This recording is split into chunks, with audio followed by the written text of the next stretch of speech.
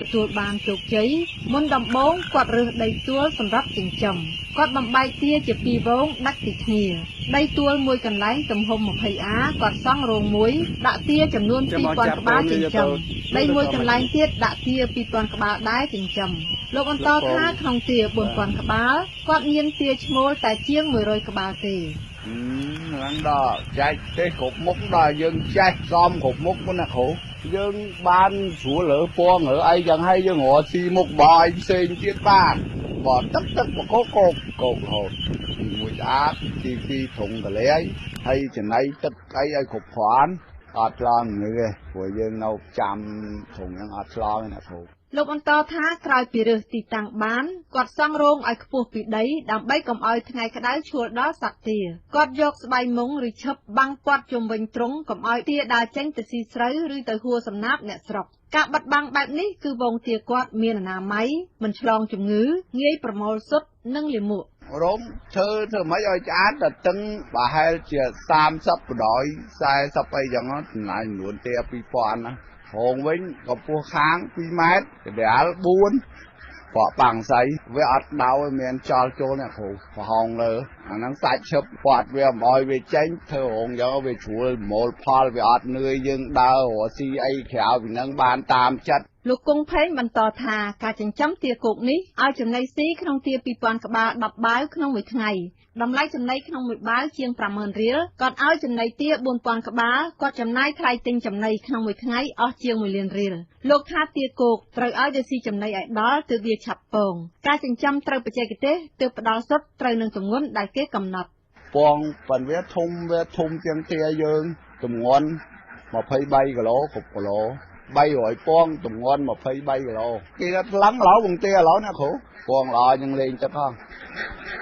ចាឲ្យលោកឲ្យស៊ីចំណីអីចំណីទាហ្មងឲ្យស៊ីយូហប56000មួយថ្ងៃ10បាវ1000 2000ណាមួយថ្ងៃអស់20បាវ4000ហ្នឹងអស់20ហើយ2000ហ្នឹងស្ដាប់បាវលោកបន្តថាទាត្រូវឲ្យវាស៊ីរហូតដើម្បីឲ្យទាស៊ីឆ្អែត3ម៉ោងម្ដងគាត់ចាក់ចំណីបន្ថែមលើបាវស្ងួតទុកនៅក្នុងរោងមិនឲ្យត្រូវកម្ដៅថ្ងៃទុកឲ្យទាវាស៊ីទើបគុណភាពចំណីនៅល្អលោកថាទាគាត់ទើបដាក់ចិញ្ចឹមជាង20ថ្ងៃនេះទេគាត់ទូទាត់តម្លៃលក់សុទ្ធក្នុងមួយគ្រាប់500រៀលធៀបនឹងតម្លៃចំណីគាត់ទើបតែរកឃើញប្រាក់ចំណេញបានជាង 100,000 រៀលទេក្នុងមួយថ្ងៃលោកថាប្រាក់ចំណេញ 100,000 រៀលនៅតិចព្រោះទាមិនទាន់ផ្ដល់សុទ្ធគ្រប់ចំនួនជាង 3000 ក្បាលមេទាដែលត្រូវពងក្នុងមួយថ្ងៃឡើយ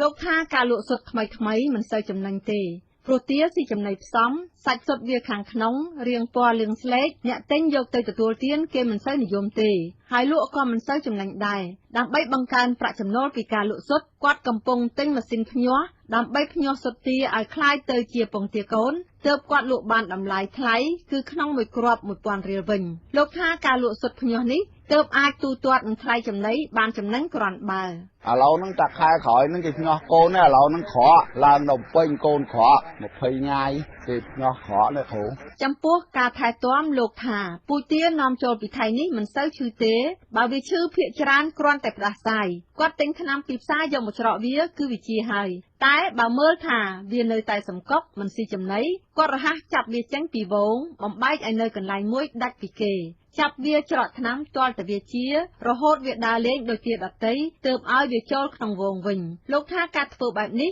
ខ្លាចវាឆ្លងជំងឺនាំឲ្យខូចទាទាំងវងខាតដើមខាតចុង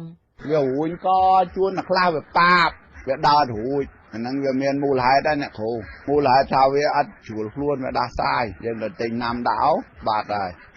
ចាបាទងាយស្រួលយ៉ាងម៉េចរវាងទាលោកចិញ្ចឹមគោកពូជមកពីថៃហើយនិងទានៅក្នុងស្រុកខ្មែរអានេះវាជ្រួលជាងជ្រួលមូលផលជាងវាអត់នឿយតែចំណាយដើមច្រើនលោកគង់ផេងឲ្យដឹងថាដើម្បីឲ្យមេទាផ្ដល់សុទ្ធបានធំល្អ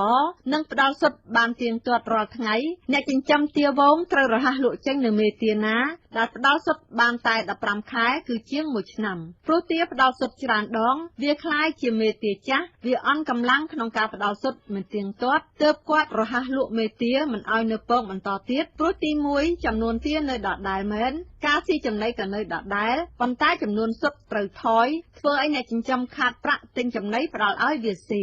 ខាងចំណីថងអីអស់ផែលជា50000ឡាជាង cho môi 20,000 chiêng mà pan tiếp phải pan lá tinh ăn ban đi đập phải khai năng quang người sẽ đau ngay vậy lụa chạy ban mà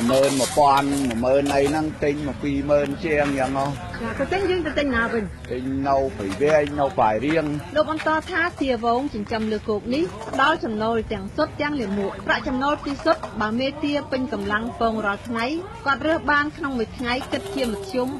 3,500 គ្រាប់បើគាត់លក់គ្រាប់ភ្ញាស់វិញបានជាង 3 លានរៀលតែបើគាត់លក់គ្រាប់សាបមិនភ្ញាស់បានតែជាង 1 លាន 7 សែនរៀលទេលោកបន្តថាក្រៅពីលក់គ្រាប់សុទ្ធគាត់នៅលក់លាមកទាដែរក្នុងមួយឆ្នាំលុយបានពីលាមកទាគឺជាង $1,000 ដែរលោកលក់លាមកទាក្នុងមួយបាវទម្ងន់10ទៅ20 គីឡូក្រាមតម្លៃ$1ទៅ$1.5កន្លះលក់តាមលាមកស្រស់និងលាមកក្រៀមចំណែកមេទាវិញក្រោយពីផ្ដាល់សុទ្ធបានជាងមួយឆ្នាំនោះគាត់លក់ក្នុងមួយក្បាលតម្លៃ$2កន្លះប៉ុន្តែគាត់យកទៅទិញមេទាថ្មីមកចិញ្ចឹមវិញគឺមួយក្បាលតម្លៃ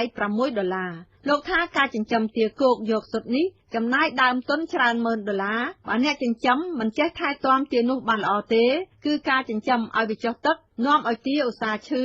ផ្ដល់សុទ្ធមិនទៀងទាត់មិនអាចគ្រប់គ្រងចំនួនសុទ្ធនិងចំនួនទាហើយវាក៏ទៅបំផ្លាញដំណាំអ្នកជិតខាងថែមទៀតលោកគង់ផេងក៏បានសំណូមពរឲ្យក្រុមហ៊ុនលក់ចំណីសត្វបន្ថោកតម្លៃជាងបច្ចុប្បន្នបន្តិចអាជ្ញាធរឃុំតានីលោកពេជ្រទឹកឲ្យដឹងថាអ្នកចិញ្ចឹមទាគោកគឺមានតែនៅក្នុងភូមិឫស្សីនិងភូមិតាកុកមានចំនួន6វងសរុបចំនួនទាគឺមានជាង 20,000 ក្បាលនាងខ្ញុំអុកសាយបូរីវិទ្យុអាស៊ីសេរីខេត្តកំពត